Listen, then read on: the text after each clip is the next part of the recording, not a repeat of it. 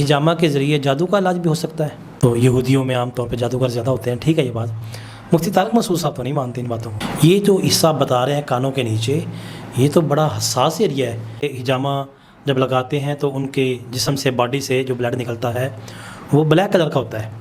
یہ جو مختلف قسم کے کلر نکلتے ہیں، ان کی کیا وجہ ہو سکتی ہے؟ احادیث کے حوالے سے تو یہ بالکل متواتر طور پر ثابت ہے۔ اگر آپ کسی اناڑی سے کروائیں گے تو سوائے اپنے نقصان کے کوئی آپ کو فائدہ حاصل نہیں ہوگا۔ فاسٹ فوڈ، کولڈ ڈرنکس وغیرہ ان سے پرہیز کرے گا تو پھر وہ پوری طرح حجامہ کی افادیت کو حاصل کر سکے گا۔ اگر وہ بالکل شوخ سرخ رنگ کا اگر وہ مواد نکلے تو اس کا مطلب ہے کہ وہ بندہ دموی مزاج کا ہے۔ جادو کا علاج حجامہ کے ذریعے بہت اچھی طریقے سے ہو سکتا ہے۔ اگر وہ عامل ہوتے تو ان کو ان چیزوں کے بارے میں ذرا زیادہ اس کے رائے کا اہمیت بھی ہوتی۔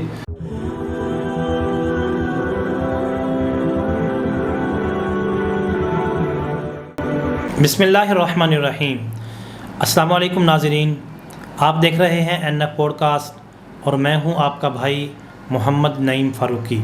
ناظرین، آج کی نشست میں ہم ہجامہ کے متعلق تفصیل سے بات چیت کریں گے۔ آج ہمارے مہمان بنے ہیں حضرت مولانا مفتی حکیم عبدالرحمن ولی صاحب۔ آئیے آپ سے ان کی ملاقات کرواتے ہیں۔ السلام علیکم۔ وعلیکم السلام۔ حضرت، سب سے پہلے این ایف اسٹوڈیو کو ٹائم دینے کے لیے آپ کا بہت بہت شکریہ۔ میرا آپ سے پہلا سوال ہے کہ ہجامہ کی ابتدا کیسے ہوئی، یا ہجامہ کی تاریخ کے متعلق میرے ناظرین کو آگاہ کیجیے۔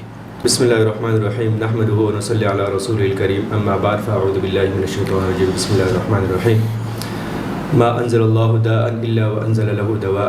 رسول پاک صلی اللہ علیہ وسلم نے ارشاد گرامی ہے کہ اللہ تبارک و تعالیٰ نے دنیا کے اندر کوئی بھی مرض بغیر علاج کے نہیں بھیجا۔ جی، دنیا کے اندر بہت سارے امراض کو آج کل لا علاج قرار دیا جاتا ہے، حالانکہ اللہ تبارک و تعالیٰ کی طرف سے ہر مرض کے لیے شفائی اجزاء اس دنیا کے اندر موجود ہیں۔ جی، ہم اپنے کوتاہی کی وجہ سے اس کو ڈھونڈنے سے قاصر ہیں۔ جی، تو دنیا بھر کے جتنے بھی معالجات ہیں، ان تمام معالجات میں طب اسلامی ایک الہامی علم اور معالجہ ہے۔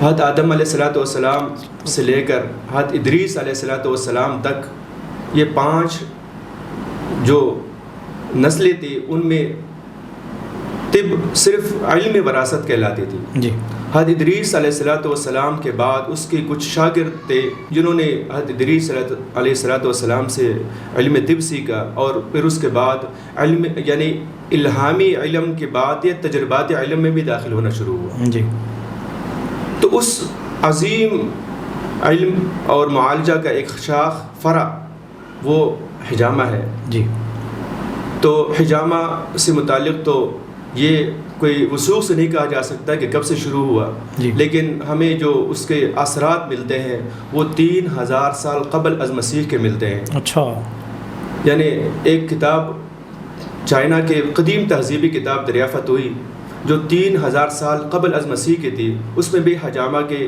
حوالے سے کچھ مواد پایا گیا۔ تو اس سے یہ ثابت ہوا کہ حجامہ یہ شروع سے ہی انسانوں نے اپنے فائدے کے لیے اس کو استعمال کیا، اور اس کے بعد مصر میں قدیم جو تہذیب ہے اس میں بھی اس کو سینگوں کے ذریعے کیا جاتا تھا، تو اس کی وجہ سے اس کو علاج بالقرن کہا جاتا ہے۔ صحیح، قرن کہتے ہیں سینگوں کو۔ تو پرانے دور میں یہ سینگوں کے ذریعے کیا جاتا تھا، اور اس کا طریقہ بھی عجیب ہوا کرتا تھا کہ سینگ کو بالکل سرے نیچے سے کاٹ کر اس کو ہموار کرتے ہیں اور جلد کے اوپر رکھ کے منہ سے کھینچتے تھے۔ صحیح، اوپر پھر موم وغیرہ لگا کر، تو اس کے ویکیوم کو جو اندرون طور پر منفی دباؤ ہے اس کو برقرار رکھنے کے لیے وہ موم لگا کر اس کو بند کر دیتے، اور بعد میں اس کو حجامہ کروچ لگا کر وہ خون نکالا جاتا تھا۔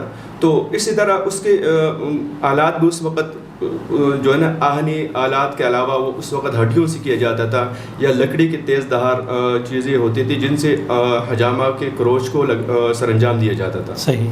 تو اس کے بعد آپ صلی اللہ علیہ وسلم کے دور میں آپ صلی اللہ علیہ وسلم نے اس طریقہ کو بہت زیادہ پسند فرمایا، اور جب آپ صلی اللہ علیہ وسلم معراج پر گئے تو آپ صلی اللہ علیہ وسلم کے ارشاد گرامی ہے کہ میں فرشتوں کے جس جماعت سے بھی گزرتا تو وہ ہمیں یہ کہتے ہیں کہ علیک بالحجامہ، کہ کہ مر امتک بالحجامہ، کہ اپنے اوپر حجامہ لازم پکڑے، اس طرح اپنی امت کو آگے حجامہ کا حکم دے۔ تو حجامہ کی اہمیت یہاں پر ہمیں جو ہے نا آپ صلی اللہ علیہ وسلم نے خود بھی کروایا اور اپنی امت کو بھی اس کی ترغیب دی، اور یہ طریقہ ایک ایسا طریقہ ہے کہ جو بغیر کسی سائیڈ افیکٹ کے ایک پورا اور جو ہے نا بیماریوں سے بچانے کے لیے ایک خاص طریقہ ہے، جس کا 1% بھی سائیڈ افیکٹ نہیں ہے۔ آج کل اگر تھوڑے بہت سائیڈ افیکٹ ہمیں نظر آ رہے ہیں، وہ بھی صرف اور صرف اس وجہ سے ہمیں نظر آ رہے ہیں کہ ہم نے اپنے جو طبی اصول ہے اس کو چھوڑ دیا ہے۔ ٹھیک ہے، اگر ہم طبی اصولوں کے اوپر حجامہ کریں اور ایک ماہر حجامہ اسپیشلسٹ سے اپنا حجامہ کروائیں تو ہمیں اس کا 1% بھی جو ہمیں نظر آ رہا ہے سائیڈ افیکٹ، وہ بھی نظر نہ ہے۔ صحیح۔ تو اس کے علاوہ پھر آگے یہ طریقہ چلتا رہا اور آج تک جو ہے نا یہ اس پہ ترقی ہوتی رہی، اور اس دور میں بھی انگریزوں نے اس کو آلٹرنیٹو یعنی متبادل طریقہ علاج کے طور پر اختیار کرنا شروع کر دیا ہے۔ حالانکہ یہ متبادل نہیں، یہ اصل طریقہ علاج۔ صحیح، ٹھیک ہے۔ اس کو متبادل طریقہ کہنا اس طریقہ کے تقلیل یعنی اس کے شان کو گھٹانے والی بات ہے، تو اس کو ہم متبادل طریقہ نہیں کہہ سکتے بلکہ اس کو اصل طریقہ علاج کہا جا سکتا ہے۔ ان کے جو طریقے ہیں ایلوپیتھک طریقہ علاج اور دوسرے جو طریقے ہیں وہ متبادل کے طور پر تو کہی جا سکتے ہیں، لیکن حجامہ ایک اصل اور اصولی علاج ہے، اور اس کے ذریعے ان امراض کو ختم کیا جا سکتا ہے جن کا ابھی تک جن کا علاج بھی دریافت نہیں ہوا۔ اچھا مفتی صاحب، ابھی آپ نے معراج شریف کا واقعہ ذکر کیا کہ اس میں فرشتوں نے آپ صلی اللہ علیہ وسلم کو حجامے کی فضیلت بیان کی یا فرمایا کہ آپ اور آپ کی امت حجامے کو لازم پکڑے۔ احادیث کی روشنی میں حجامے کی اہمیت ذرا بتا دیجئے۔ احادیث کے حوالے سے تو یہ بالکل متواتر طور پر ثابت ہے، صحاح ستہ کے علاوہ باقی دوسرے احادیث کی کتب میں بھی اس کا صراحت کے ساتھ ذکر ہے۔ تو ان میں سے ایک حدیث جو آپ کے سامنے بیان ہو چکی ہے، ایک اور حدیث بخاری شریف میں ہے، ان امثل ما تداویتم بالحجامہ، کہ بہترین علاج جسے تم کرتے ہو حجامہ کروانا ہے۔ اسی طرح جامعہ ترمذی میں ایک حدیث ہے جس کا خلاصہ یہ ہے کہ حضرت انس رضی اللہ تعالیٰ عنہ نے فرمایا کہ آپ صلی اللہ علیہ وسلم نے کاہل اور اخزعین کے اوپر حجامہ کروایا، اور آپ صلی اللہ علیہ وسلم نے ارشاد فرمایا کہ جو 17، 19، 21 تاریخوں کو حجامہ کروائیں تو اس کے لیے تمام بیماریوں سے شفا ہے۔ اسی طرح جابر رضی اللہ تعالیٰ عنہ سے روایت ہے کہ آپ صلی اللہ علیہ وسلم نے اپنے جو ہے پاؤں کے اوپر حجامہ کروایا، جو ورم کی وجہ سے درد ہو رہی تھی تو اس کی وجہ سے آپ صلی اللہ علیہ وسلم نے اپنے پاؤں کے اوپر بھی حجامہ کروایا، اور آپ صلی اللہ علیہ وسلم نے اپنے سر کے اوپر بھی حجامہ کروایا درد شقیقہ کی وجہ سے۔ صحیح۔ تو یہ تمام کے تمام احادیث اس بات پر دلالت کرتی ہے کہ حجامہ یہ آپ صلی اللہ علیہ وسلم کا خاص طریقہ رہا، اور اپنا علاج عمومی طور پر حجامہ کے ذریعے کیا کرتے تھے، اور آپ صلی اللہ علیہ وسلم نے حج کے موقع پر بھی حجامہ کروایا۔ اس طرح آپ صلی اللہ علیہ وسلم نے احرام کے حالت میں بھی حجامہ کروایا۔ ایک اور حدیث میں ہے کہ آپ صلی اللہ علیہ وسلم نے روزے کے حالت میں بھی احتجم النبی صلی اللہ علیہ وسلم و صائم، یعنی آپ صلی اللہ علیہ وسلم نے حالت روزہ میں بھی حجامہ کروایا۔ یہ تمام کے تمام احادیث کو اگر ہم دیکھیں تو یہ تواتر کے حد تک پہنچ جاتا ہے کہ حجامہ آپ صلی اللہ علیہ وسلم کی طرف سے ایک سنت ہے، اور اپنی امت کو خاص تلقین کی گئی ہے کہ اپنا جو ہے نا علاج اس حجامہ کے ذریعے کریں۔ بالکل ٹھیک ہے۔ اچھا مفتی صاحب، حجامہ کی افادیت کے متعلق کچھ آگاہ کیجیے۔ حجامہ افادیت کے لحاظ سے تو یہ کہا جا سکتا ہے کہ دنیا کی جس قدر طب ہے اور جس قدر پیتیاں ہیں، جن میں ایلوپیتھک ہے، ہومیوپیتھک ہے، دیسی طریقے علاج ہے، اور بہت سارے اس وقت دنیا میں طریقے علاج رائج ہیں، ان تمام کے تمام طریقوں میں حجامہ ایک ایسا طریقہ ہے جو بغیر کسی سائیڈ افیکٹ کے ایک محفوظ طریقہ ہے۔ صحیح۔ تو اس کے افادیت اس طرح ہے کہ یہ دنیا میں ہر مرض، دنیا میں جو مرض بھی موجود ہے ان تمام کے تمام امراض کے لیے حجامہ اپنے افادیت کے لحاظ سے سب سے اعلیٰ ہے۔ اس میں سب سے جو پہلی چیز ہے وہ جسم میں آج کل دردوں کا ہونا، جسم میں جس جگہ پر بھی درد ہو تو حجامہ مقام درد کے اوپر لگانے سے درد فوری طور پر گھنٹوں نہیں، منٹوں نہیں، بلکہ سیکنڈوں میں جو ہے نا ختم ہو سکتا ہے۔ اچھا۔ اسی طرح شیاٹیکا جو آج کل بہت زیادہ عام ہے، یہ ایک پاؤں یا دوسرے پاؤں پورے ایک ارک النساء جس کو کہا جاتا ہے، یہ مرض آج کل بہت عام ہے، اور دوسرا انگریزی طب میں اس کو جو ہے نا لا علاج قرار دیا جاتا ہے یا اس کا آپریشن کیا جاتا ہے، جو بہت زیادہ خطرناک ہوتا ہے، اور وہ آپریشن بہت سارا یعنی اس کے پرسنٹیج میں بہت کم ہوتی ہے. تو اس میں بھی حجامہ سب سے بہترین طریقہ ہے کہ وہ اس حجامے کے ذریعے اس کا علاج کیا جائے، تو حجامے کے ذریعے وہ بالکل ٹھیک ہو جاتا ہے. اس طرح گینٹیا کا مسئلہ جو بالکل لا علاج قرار دیتے ہیں انگریزی طب کی، اس کا زندگی بھر جو ہے نا اس کی دوائیاں کھانی پڑے گی، تو اس کے لیے بھی حجامہ سب سے بہترین ہے. اسی طرح شوگر کے لیے حجامہ بہت ہی بہترین ہے. بلڈ پریشر کا مسئلہ ہو تو بلڈ پریشر کو بھی انگریزی طب کہتی ہے کہ یہ لا علاج ہے، جب تک آپ زندہ ہے تو اس کی دوائیاں کو کھاتے رہنے پڑے گی. تو حجامہ کے چند سیشن سے بلڈ پریشر بالکل ٹھیک ہو جاتا ہے. اچھا، بالکل. معدے کے لیے بہترین چیز ہے، اسی طرح کمر کے درد کے لیے بہترین چیز ہے، اور اس طرح آنکھ، ناک، کان وغیرہ کے لیے بھی بہت بہترین طریقے سے جو ہے اس کا حجامہ کا عمل سر انجام دیا جا سکتا ہے. تو ایک ماہر طبیب حجامہ کے ذریعے سر سے لے کر پاؤں تک اس کے تقریباً 143 پوائنٹ ہیں، وہ تمام کے تمام 43 پوائنٹ خاص امراض کے لیے خاص طریقوں سے وہ لاگو کر سکتا ہے، اور ایک ماہر طبیب اس کے ذریعے دنیا کی جہاں کی جس قدر بھی امراض ہے اس کا علاج کر سکتا ہے. اچھا، ماشاء اللہ. اچھا یہ بتائیے کہ جو ہماری جدید میڈیکل سائنس ہے وہ حجامہ کے متعلق کیا کہتی ہے؟ جدید میڈیکل سائنس کے نظر میں حجامہ اپنے افادیت کے لحاظ سے بہت ہی زیادہ اس پر وہ اس وقت ریسرچ کر رہے ہیں، اور امریکہ اور یورپ کی یونیورسٹیوں میں آلٹرنیٹو میڈیسن کے طور پر اس کو جو ہے نا اپنے یونیورسٹیوں میں وہ متعارف کرا رہے ہیں. اور یہ ایک ایسا طریقہ ہے کہ جس کے ذریعے ایک بہت کم خرچ کے اوپر انسان جو ہے وہ اپنے امراض سے چھٹکارا پا سکتا ہے. تو متبادل کے طور پر انہوں نے اس کو جو ہے نا لاگو کرنا شروع کیا ہے، اور اس وقت اس پر بہت زیادہ ریسرچ ہو رہی ہے، اور وہ اس بات پر حیران ہے کہ ہزاروں سال پہلے انہوں نے کیسے اس ایسے طریقوں کو ایجاد کر لیا کہ جس کی افادیت ہر طریقے سے مسلمہ ہے. صحیح. اچھا مجھے یہ بتائیے کہ حجامہ کن کن امراض میں مفید ہے؟ حجامہ سر سے لے کر پاؤں تک جس قدر بھی امراض ہے، اس میں سر کے امراض سے لے کر معدے کے امراض، جگر کے امراض، پاؤں کے امراض، گردوں کے امراض، تمام کے تمام جتنے امراض ہیں تقریباً تمام امراض میں اس کے خاص پوائنٹ کے تبدیلی کے ساتھ اس کا علاج ہو سکتا ہے. تو اس کا یعنی کوئی ایسا مرض موجود نہیں ہے سوائے چند امراض کے کہ جس میں حجامہ کا کوئی فائدہ نہ ہو. یہ جو ہارٹ اٹیک ہے، دل کا اٹیک ہوتا ہے، اس کے متعلق بھی افادیت ہے اس میں؟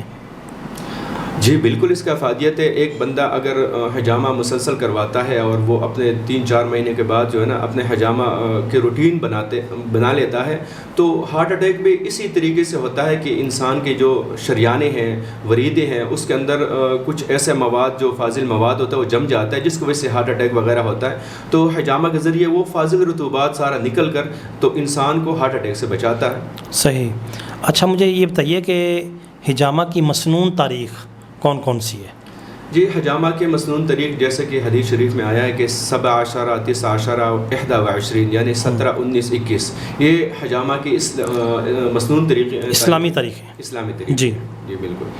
تو ان طریقوں میں اگر کوئی بندہ حجامہ کروائیں تو حدیث میں اس کے لیے جو ہے نا بہت بڑی بشارت دی گئی ہے کہ وہ تمام کے تمام بیماریوں سے شفا پا لے گا. صحیح، ٹھیک ہے. اچھا حکیم صاحب مجھے یہ بتائیے کہ حجامہ کے کوئی مسنون پوائنٹ بھی ہیں؟ جی حجامہ کے مسنون پوائنٹ احادیث میں 3 الفاظ آئے ہیں، الکاہل، اخزعین. 3 پوائنٹ ایسے پوائنٹ ہیں کہ جو آپ صلی اللہ علیہ وسلم نے خود بھی کثرت سے لگوائے ہیں، اور اس کے افادیت بھی مسلمہ ہے. صحیح. الکاہل اس کا جو ہے نا عمومی طور پر 1 نمبر پوائنٹ مراد لیا جاتا ہے جو گردن کے بیک سائڈ پر 2 کندھوں کے درمیان ہے، اور اس کے بعض اطباء اس کے عمومی طور پر الکاہل مراد لیتے ہیں، تو اس کے تقریباً 6-7 پوائنٹ بن جاتے ہیں. گردن سے نیچے، گردن کے اوپر سے شروع ہو کر یہ کندھوں کے درمیان تک یہ تمام کے تمام تقریباً 6-7 پوائنٹ بنتے ہیں. تو اس میں جہاں پر بھی لگا لیا جائے الکاہل تمام کے تمام اس میں مراد لیا جا سکتا ہے. ٹھیک ہے. اور اخزعین یہ 2 کانوں کے درمیان میں جو کانوں کے نیچے جو جگہ ہے جہاں پر شریانے اوپر گئی ہوئی دماغ کی طرف، وہاں پر دونوں سائڈوں پر لگانا یہ اخزعین کہلاتا ہے. تو یہ بھی سنت ہے، اور اس پر لگانا بہت سارے امراض سے بچاؤ کا سبب ہے. یہ جو حصہ بتا رہے ہیں کانوں کے نیچے، یہ تو بڑا حساس ایریا ہے، اس کے لیے تو کسی ماہر اور تجربہ کار جو ہے پروفیشنل بندہ وہی لگا سکتا ہے میرے خیال میں۔ جی، حجامہ تو بیسیکلی ہے ہی ایک کوالیفائڈ حکیم ہو اور وہ اس پر حجامہ اسپیشلسٹ بھی ساتھ ہو تو وہی حجامہ کا عمل سر انجام دے سکتا ہے۔ اگر آپ کسی اناڑی سے کروائیں گے تو سوائے اپنے نقصان کے کوئی آپ کو فائدہ حاصل نہیں ہوگا۔ صحیح۔ اچھا، حجامہ کی کوئی مخصوص عمر بھی ہے کہ اس عمر میں لگایا جا سکتا ہے، اس سے پہلے یا اس کے بعد نہیں لگا سکتے؟ جی، حجامہ کی عمر سے متعلق بات یہ ہے کہ چھوٹا بچہ جس کے جلد، یہ حجامہ دراصل ایک جلد کے اوپر یہ سطح جو جس کو البشرہ کہتے ہیں، صرف اس کے اوپر لگایا جا سکتا ہے، اور البشرہ جب تک بچوں کے اندر حساس ہو تب تک نہیں لگایا جا سکتا ہے۔ جب اس کے اندر جو البشرہ جو باریک جلد اوپر والی جلد ہوتی ہے، جس طرح وہ اس کو منفی دباؤ برداشت کرنے کے قابل ہو جائے تو اس کے بعد آپ حجامہ لگا سکتے ہیں۔ اسی طرح جب عمر بڑھ جائے اور اس وقت جو ہے نا اوپر والی جلد کمزور ہو جائے اور وہ منفی دباؤ حجامہ ویکیوم جو ہے نا وہ برداشت نہ کر سکے تو اس عمر میں پھر لگانے سے پرہیز کرنا چاہیے۔ یعنی عمومی طور پر آپ یہ ہر بندے کے لحاظ سے بڑھاپے کے اعتبار سے تو مختلف ہو سکتا ہے، لیکن بچپن میں عمومی طور پر 4-5 سال کے بعد بچے کو لگا سکتے ہیں، لیکن وہ بڑے احتیاط سے، بڑے طریقے سے اور بہت کم بوجھ، منفی بوجھ دے کر وہ لگایا جا سکتا ہے اگر اس کی ضرورت محسوس ہو۔ اور ویسے نارمل بچہ کتنی عمر کا ہو جائے تو اس کو آپ لگا سکتے ہیں؟ آپ نارملی طور پر تو اس کو تقریباً 12 سال کے بعد آپ بغیر کسی جھجک کے حجامہ لگا سکتے ہیں، ٹھیک ہے، اور کوئی اس کا جو ہے نا کوئی سائڈ افیکٹ، کوئی پریشانی پر نہیں ہوگا۔ صحیح ہو گیا۔ حجامہ کا طریقہ کار کیا ہے؟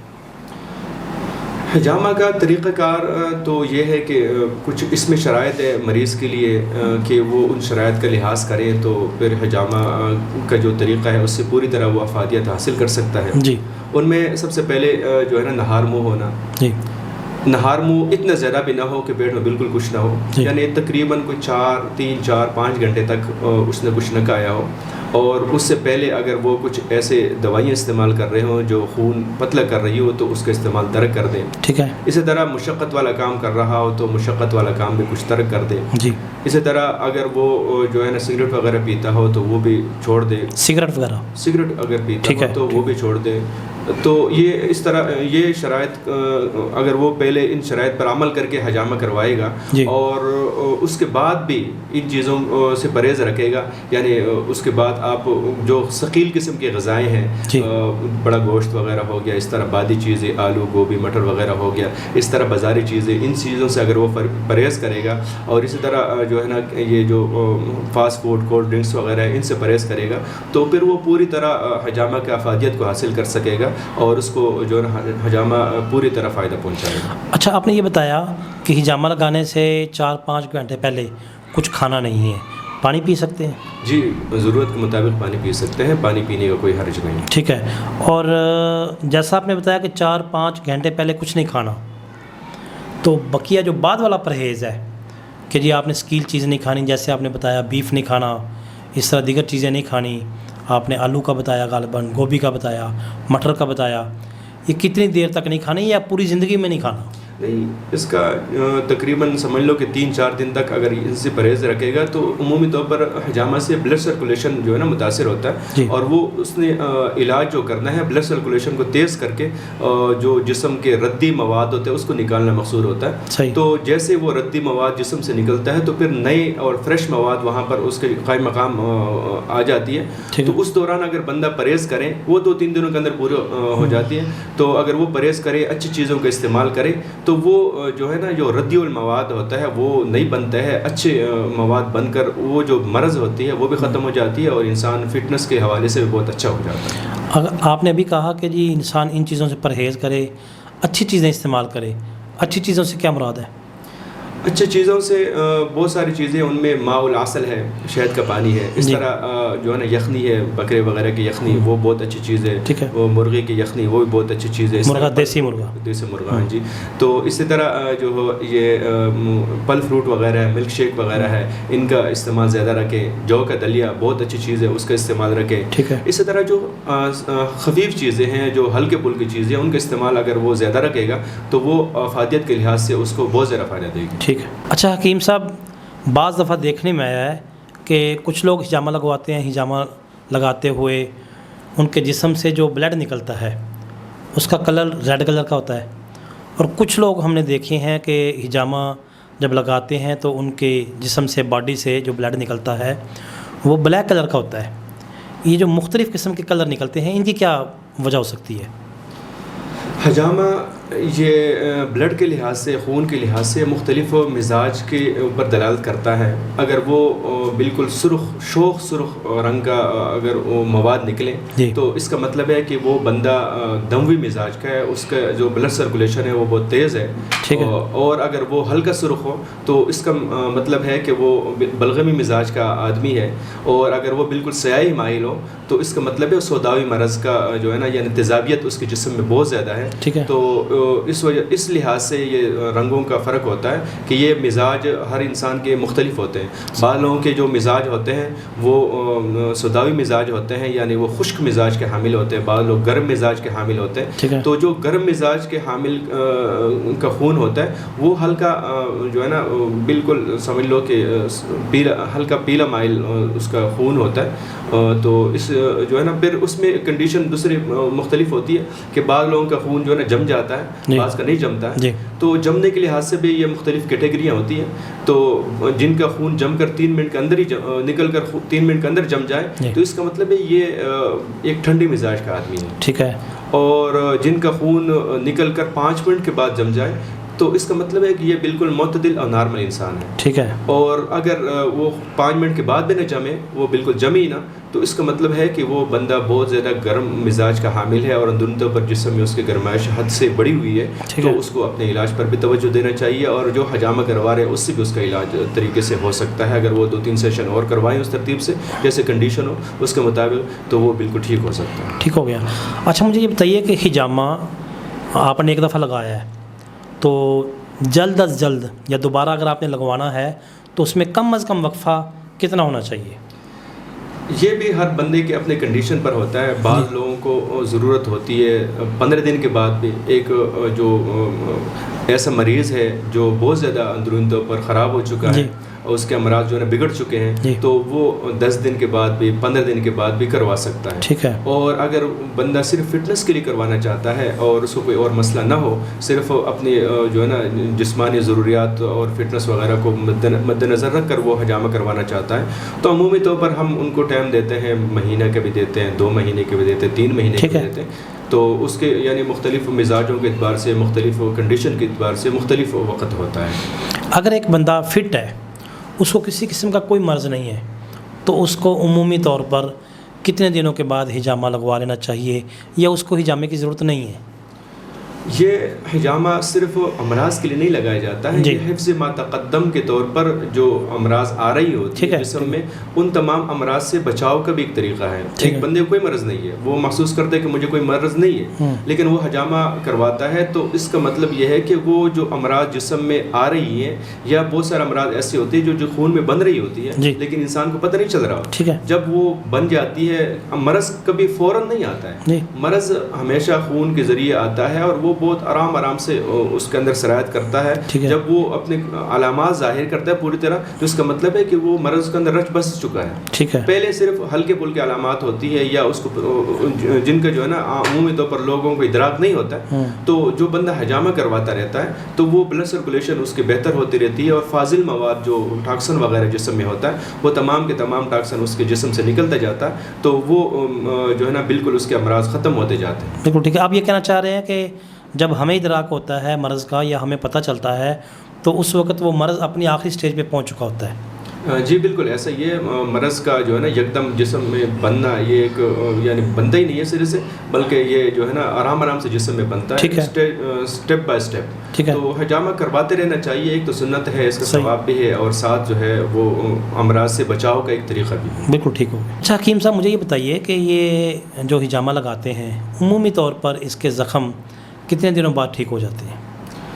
عمومی طور پر اس کا اگر زخم کے اعتبار سے بات کی جائے تو یہ اس کے ہم جو لگاتے ہیں یہ بالکل ہلکے سے کروچ ہوتے ہیں. یہ جلد کے اوپرلی سطح جو ہے جس کو البشرہ کہتے ہیں صرف اسی کے اوپر کروچ لگائے جاتے ہیں. ٹھیک ہے. اور اس کے بعد وہ زخم نہیں بنتا ہے، نہ اس کے زخم ہوتے ہیں، نشانات البتہ ہوتے ہیں. وہ بعض جسموں میں جو ہے نا جن کے جسم ذرا ہارڈ ہوتے ہیں تو ایک دن کے اندر ہی کلیئر ہو جاتے ہیں، اور جن کے جسم ذرا نرم ہوتے ہیں تو وہ نشانات جو ہے نا وہ تقریباً 2-3 دن 4 دن تک، ہفتے تک بھی رہ سکتے ہیں. ٹھیک ہے. وہ جسم کی کنڈیشن پر ہوتا ہے. بعض لوگوں کو ذرا جلدی ٹھیک ہو جاتے ہیں، بعض لوگوں کے ذرا ٹائم لیتا ہے.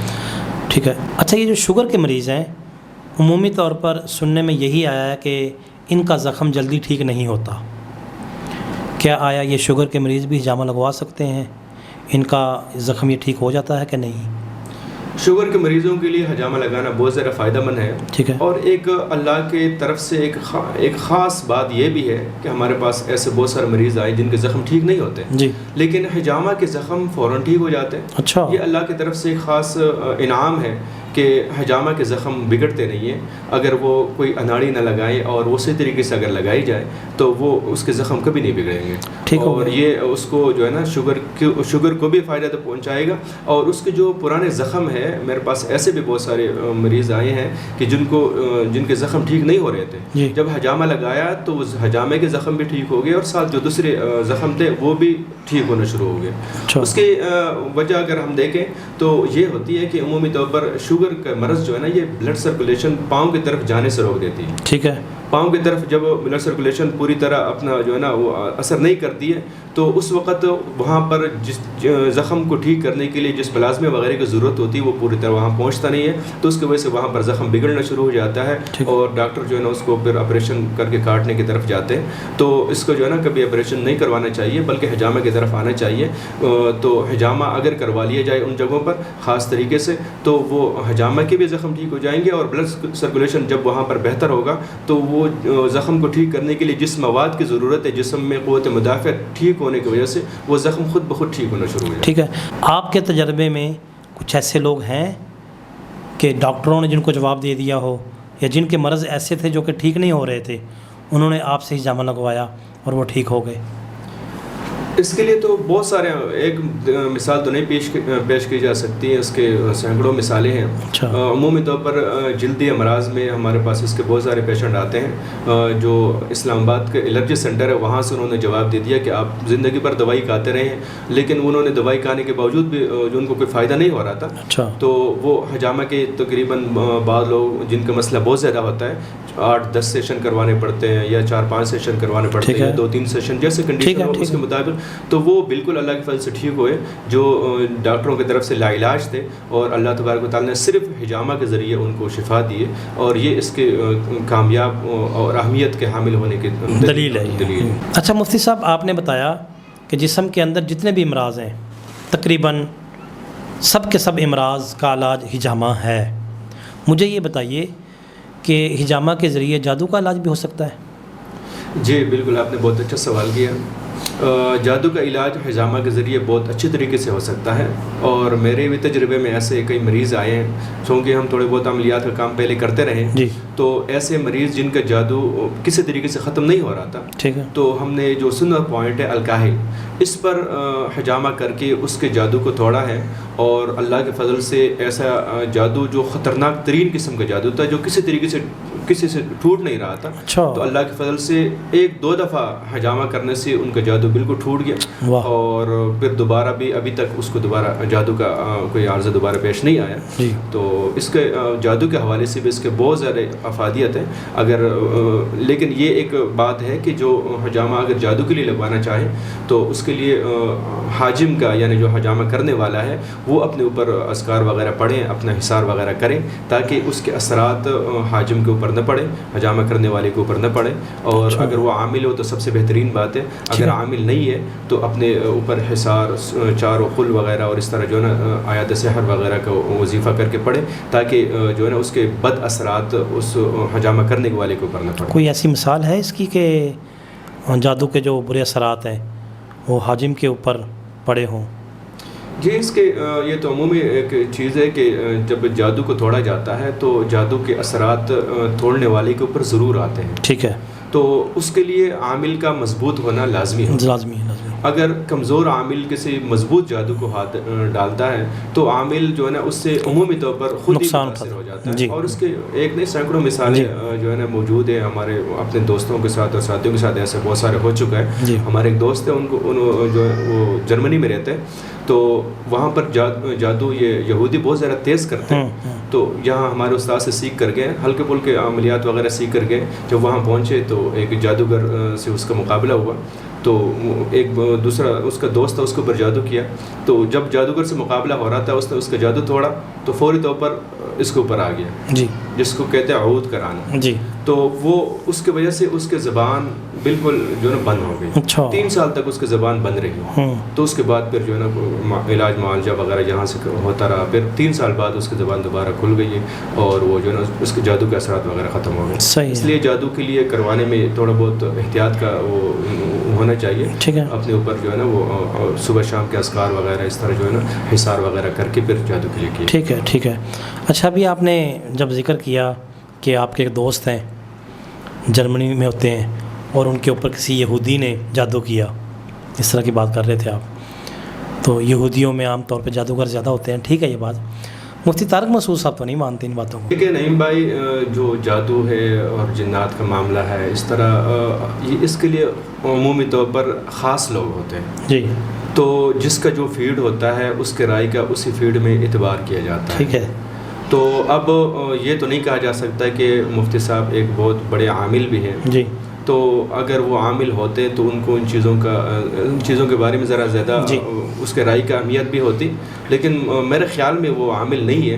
اس لیے اس طرح کی باتوں میں اس کے جو ہے اقتداء کرنا اور اس کے پیروی کرنا میرے خیال میں کوئی ضروری نہیں ہے. وہ میرے خیال میں 4 شادیوں میں عامل ہیں وہ. اچھا, آپ نے ابھی جادو کا ذکر کیا ہے, مجھے یہ بتائیے کہ نظر بد جو ہے اس کا علاج بھی حجامہ کے ذریعے ممکن ہے؟ جی بالکل, نظر بد حجامہ کے ذریعے بالکل اس کا علاج کیا جا سکتا ہے. اس کے لیے نظر بد کے لیے تو جو پوائنٹ عمومی طور پر ہم لگاتے ہیں, الکاہل ہے, اخزائن ہے, اس طرح سر کے اوپر بھی لگاتے ہیں, تو اس سے نظر بد بالکل ٹھیک ہو جاتا ہے. اچھا, اس کے علاوہ سے کوئی پوائنٹ نہیں ہے, وہی جو مسنون پوائنٹ آپ بتا رہے ہیں؟ جی بالکل, مسنون پوائنٹ کے ذریعے نظر بد اور جادو وغیرہ کا علاج کیا جا سکتا ہے. اور جو ہے نا اس کا کوئی وہ نہیں ہے اور کوئی خاص پوائنٹ نہیں ہے اس کا. ٹھیک ہو. اچھا مفتی صاحب, مجھے یہ بتائیے کہ کچھ ایسی صورتیں یا کچھ ایسی حالتیں بھی ہیں کہ جن میں حجامہ نہیں لگوانا چاہیے؟ جی بالکل, اس کے لیے جو ہے نا حجامہ کے لیے پہلے جو ہے نا جو حجامہ کرنے والا ہے اس کو چاہیے کہ جو حجامہ کروانا چاہتا ہے اس کے پوری کنڈیشن اور اس کے حالت کو دیکھیں پرکھیں, کیونکہ بہت سارے حالات ایسے ہوتی ہیں جن میں حجامہ نہیں لگایا جا سکتا ہے. جیسے جو ہے نا ایک بندہ ہے جس کو دل کے وال لگے ہوں تو وہ جو ہے نا اسٹنٹ وغیرہ ڈلے ہوں, تو اس میں جو مقام جو ہے نا وہ حجامہ ہے وہ بہت حساس طریقے سے طے کرنا پڑتا ہے. اسی طرح جو ہے نا جو حاملہ ہے اس کو بھی ابتدائی 3 مہینوں میں حجامہ نہیں کرنا چاہیے. اس طرح حالت حیض میں بھی عورتوں کے لیے حجامہ جو ہے نا اچھا نہیں رہتا ہے, کروا سکتے ہیں لیکن وہ بڑی طریقے سے کیا جا سکتا ہے. تو اسی طرح جو ہے نا اور بہت سارے معاملات ہوتے ہیں, دیکھنا پڑتا ہے کنڈیشن کو کہ آیا اس کے لیے حجامہ ٹھیک ہے یا نہیں. اچھا مفتی صاحب, حجامہ بطور کمرشل سروس اختیار کرنا, اس بارے میں آپ کی کیا رائے ہے؟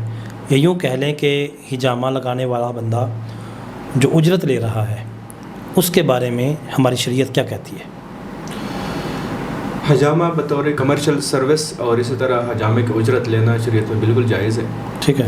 اور جو ایک حدیث شریف میں آتا ہے کہ کسب الحجام خبیث, جی اس پر عمومی طور پر ایک تو بہت سارے اس حدیث کے اوپر بھی اعتراضات وغیرہ ہیں. جی. اور دوسری بات یہ ہے کہ یہ خبیث سے مطلب یہ ہے کہ یہ کراہت پر محمول ہے. ٹھیک ہے. کیونکہ آپ صلی اللہ علیہ وسلم نے خود بھی اجرت عطا کی ہے. ٹھیک ہے. صحیح بخاری شریف میں آئے کہ آپ صلی اللہ علیہ وسلم نے اجرت عطا کی ہے.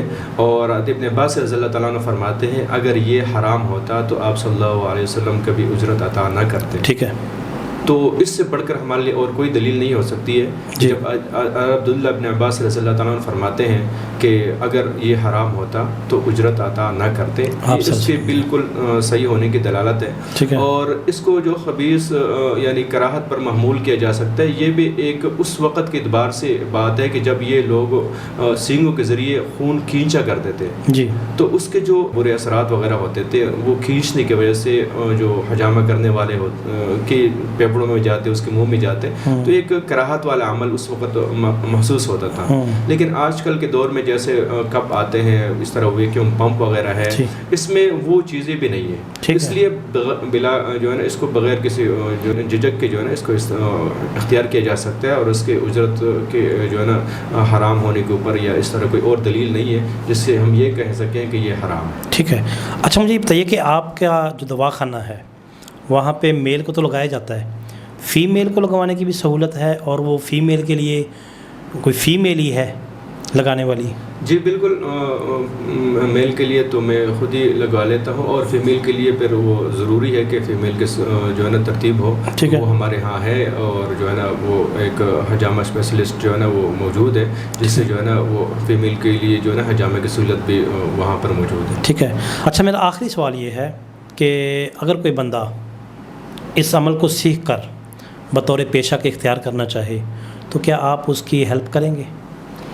جی اس کے لیے اگر وہ دوسرے شرائط جیسے کہ فاضل طب والجراحت 4 سالہ ڈپلومہ ہے, اگر اس کے پاس وہ موجود ہے اور وہ اس کو آگے سیکھنا چاہتا ہے تو ہمارے لیے اس کو جو ہے نا ہم اس کے لیے خصوصی طور پر جو ہے نا تعاون بھی کریں گے, اور جو علماء حضرات ہیں ان کے لیے ہمارے پاس ویسے بھی طب کو سیکھنے کے لیے بھی اور حجامہ سیکھنے کے لیے پوری طرح ترتیب موجود ہے, اور آپ لوگوں کے اسٹوڈیو NF اسٹوڈیو کے توسط سے انشاءاللہ ہم اس کے ساتھ پوری طرح ہیلپ بھی کریں گے, اور انشاءاللہ ہمارے طرف سے جتنا بھی تعاون ہو سکا ہم کریں گے. اچھا مفتی صاحب, میں آخر میں چاہوں گا کہ حجامہ سے ہٹ کر کچھ نسخہ جات, مثال کے طور پر عمومی طور پر جو لوگ جن امراض میں مبتلا ہیں, مثال کے طور پر شوگر ہے, ہائی بلڈ پریشر ہے, اس قسم کے جو امراض ہیں جن میں عمومی طور پر لوگ مبتلا ہیں, تو اس حوالے سے آپ کچھ نسخہ جات بھی عطا فرما دیں میرے ناظرین کو. سب سے پہلے تو شوگر کے حوالے سے کچھ اگر آپ رہنمائی کرنا چاہیں تو آپ ضرور کیجیے. جی شوگر کے حوالے سے آپ نے بات کی, تو شوگر کے لیے تو سب سے پہلے یہ دیکھنا پڑے گا کہ شوگر ہے کیا. ٹھیک ہے. شوگر ایک بیماری نہیں ہے بلکہ ایک غذائی بیماری اس کو کہا جا سکتا ہے. لائف سٹائل بھی کہتے ہیں بعض لوگ. ہاں اس کو لائف سٹائل بھی کہہ سکتے ہیں, اور یہ ایک غذائی بیماری ہے. ٹھیک ہے. خاص چیزوں سے پرہیز کرنا شوگر جو ہے نا وہ کہلاتا ہے. اگر ان غذائی پرہیز پر بندہ کاربند رہے تو شوگر اس کو کچھ بھی نہیں کہتی ہے. ٹھیک ہے.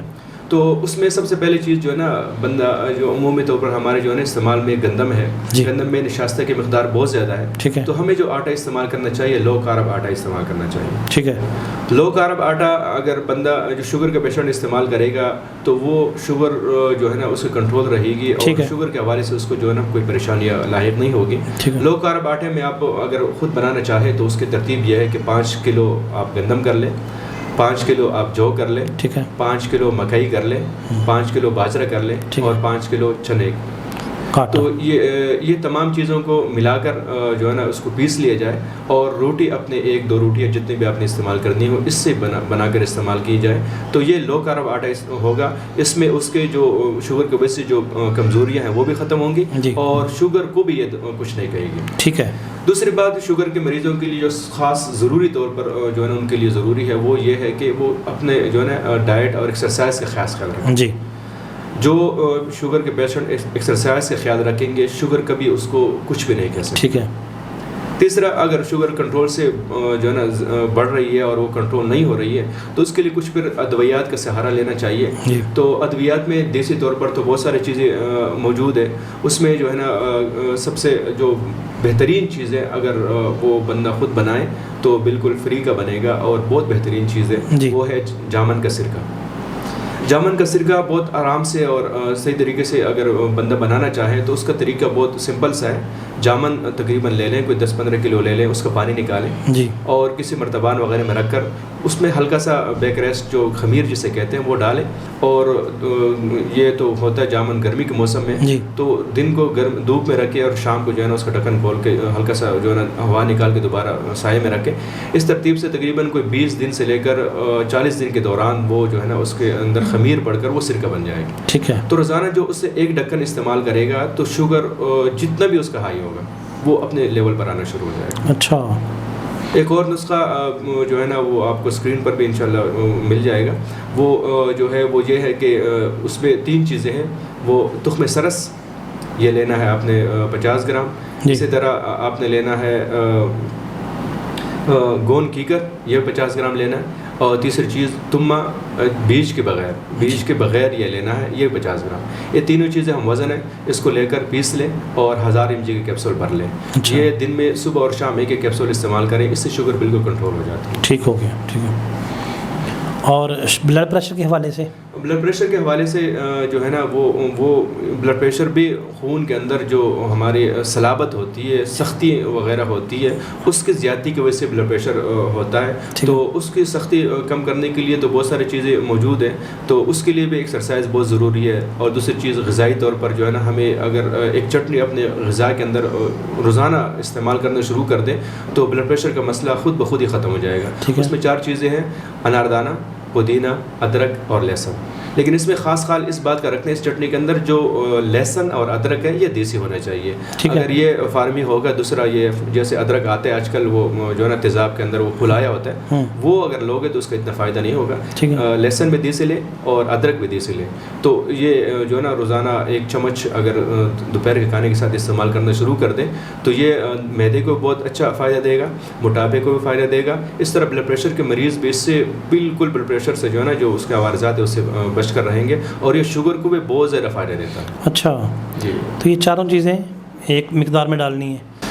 اس کی مقدار جو ہے وہ بالکل تقریباً آپ اندازے سے لگا سکتے ہیں. 1 چمچ جو ہے نا ناردانہ ہو اور تقریباً 3-4 ٹہنیاں پودینے کی ہو اور 1 پوری جتنا ادرک ہو اور تقریباً 2-3 جو ہے نا وہ لہسن کی 2-3 توریاں ہوں. تو یہ چیزیں جو ہے نا اس طرح ہم وزن لے کر اندازے سے وہ کوٹ لیں. تو اس میں آپ اپنے ذائقے کے اعتبار سے کالی مرچ یا سبز مرچ بھی ڈال سکتے ہیں، نمک بھی اپنے ذائقے کے مطابق استعمال کر سکتے ہیں. تو اس سے جو ہے نا بالکل جو ہے نا یہ بلڈ پریشر کے لیے بہت مفید ہے، شوگر کے لیے بہت مفید ہے، معدے کو بہت زیادہ فائدہ پہنچاتی ہے. اور یہ مسلسل استعمال سے اگر اس میں اناردانہ ایک آتا ہے بالکل جو ہے نا کھٹا اناردانہ کہتے ہیں جی، وہ کشمیر سے آتا تھا، آج کل ذرا کم آ رہے ہیں. اگر کس کو وہ ملے تو وہ استعمال کرنے سے موٹاپے کو بہت ہی زیادہ فائدہ پہنچتا ہے. ٹھیک ہے. لیکن اس کے لیے شرط یہ ہے کہ وہ کھٹا ہو، وہ میٹھا نہ ہو. ٹھیک ہے، ٹھیک ہے. اچھا ابھی آپ نے کہا کہ پودینے کی 3-4 ٹہنیاں، تو پودینہ جو ڈالنا ہے وہ ٹہنیوں سمیت ڈالنا ہے یا صرف پتے ڈالنے ہیں اس کے؟ پتے ہی ڈالیں تو بہتر ہے، اگر ٹہنیاں بھی ڈالیں تو کوئی مسئلہ نہیں ہے، لیکن پتے عمومی طور پر استعمال میں ہوتے ہیں تو ٹھیک ہے. اچھا حکیم صاحب، آج کل جو ہماری خوراکیں ہیں ان کا آپ کو پتہ ہے وہ کس قسم کی ہیں، تو خوراک کی وجہ سے آج کل ہمارے وہ حافظے بھی نہیں رہے. تو حافظے کے متعلق کوئی آپ نسخہ یا غذا وہ عنایت فرمائیے. دماغی کمزوری اور حافظے کے لیے تو نسخہ جات بہت سارے ہیں جی، لیکن بنیادی طور پر اگر بندہ اپنا ایک حافظے کو درست رکھنا چاہتا ہے تو کچھ شرائط جو ہے نا کچھ پرہیز وغیرہ وہ کریں تو بالکل اس کا حافظہ مضبوط رہے گا. ان میں سب سے پہلی چیز آج کل جو ہمارے بچوں کے ہاتھوں میں آئی ہے موبائل ہے جی. تو موبائل سے اپنے بچوں کو جس قدر دور رکھو گے اس قدر اس کے اندر استعداد بھی آئے گی اور اس کا قوت حافظہ بھی مضبوط رہے گا. ٹھیک ہے، ٹھیک ہے. اور دوسری چیز جو ہمارے اس وقت معاشرے میں موجود ہے وہ یہ بازار جتنے بھی جو ہے نا یہ بکنے والی پاپڑ شاپڑ وغیرہ جو بچے چپس وغیرہ استعمال کرتے ہیں یہ بھی قوت حافظہ پر بہت زیادہ اثر انداز ہوتے ہیں. ان سے بچوں کو بچانا چاہیے جس قدر بھی ہو سکے. اور تیسری چیز جو ہے نا وہ یہ ہے کہ بچوں کو صرف گھر میں نہ بیٹھائیں بلکہ ان کو سیر و تفریح اور ان کو اچھی جگہوں پر لے جائیں اور سبز چیزیں دکھائیں، پارکوں میں لے جائیں تاکہ ان کے قوت جو ہے نا حافظہ وہ مضبوط سے مضبوط تر ہوتا ہے جی. اور دوائی اعتبار سے یہ چند نسخے ہیں جس کا کوئی سائیڈ افیکٹ نہیں ہے، وہ میں آپ کو بتا دیتا ہوں. 2 نسخے ہیں، ان میں سے کوئی بھی جو بندہ آسانی سے بنا سکے تو اس کا نظر والے سے بہت اچھا رزلٹ ہے، قوت حافظہ بھی اس سے بہت مضبوط ہو جاتا ہے. اور اسی طرح جو ہے نا اس کے جو ہے نا آنکھوں کے اندر اور کوئی مسئلے مسائل وغیرہ ہو تو وہ اس سے بہتر ہو جاتے ہیں. تو اس میں پہلا جو نسخہ ہے اس کے اندر جو ہے نا بادام ہے 100 گرام، اسی طرح جو ہے نا یہ سونف 100 گرام، دھنیا 100 گرام، خشخاش 100 گرام اور گل منڈی یہ لینا ہے 60 گرام اور چھوٹی الائچی یہ لینا ہے 30 گرام. ٹھیک ہے. تو یہ تمام چیزوں کو پیس لیں اور اس کے اندر تقریباً جتنا یہ ہو اس سے 3 گنا شہد ملا کر اس کو معجون بنائیں. صحیح. تو بچوں کو صبح اور شام 1 چمچ دودھ کے ساتھ استعمال کروائیں یا صرف صبح کے ٹائم میں 1 چمچ دودھ سے استعمال کروائیں تو ان کا قوت حافظہ آپ مہینے کے اندر یا چند ہفتوں کے اندر ہی آپ کو محسوس ہو جائے گا کہ بچہ کتنا آگے جا رہا ہے. اچھا. ایک اور بھی نسخہ جو عام سمپل سا بن سکتا ہے، اس کے اندر 4 چیزیں: بادام، سونف، مصری، یہ 100 گرام ہو، اور کالی مرچ وہ 10 گرام ہو. ٹھیک ہے. تو ان کو پیس کر صرف پاؤڈر کی شکل میں آپ دے سکتے ہیں. 1 چمچ جو ہے نا روزانہ دودھ کے ساتھ استعمال کروائیں. اس سے بھی تو قوت حافظہ اور جو ہے نظر کی کمزوریاں اور معدے کو بہت زیادہ فائدہ پہنچاتی ہے، اندرونی طور پر گرمائش وغیرہ کو بھی ختم کرتی ہے. تو یہ بھی بہت اچھا نسخہ ہے اس حوالے سے. صحیح. بہت شکریہ حضرت NF اسٹوڈیو کو ٹائم دینے کے لیے. اپنا بہت سارا خیال رکھیے گا. اللہ حافظ. اللہ حافظ.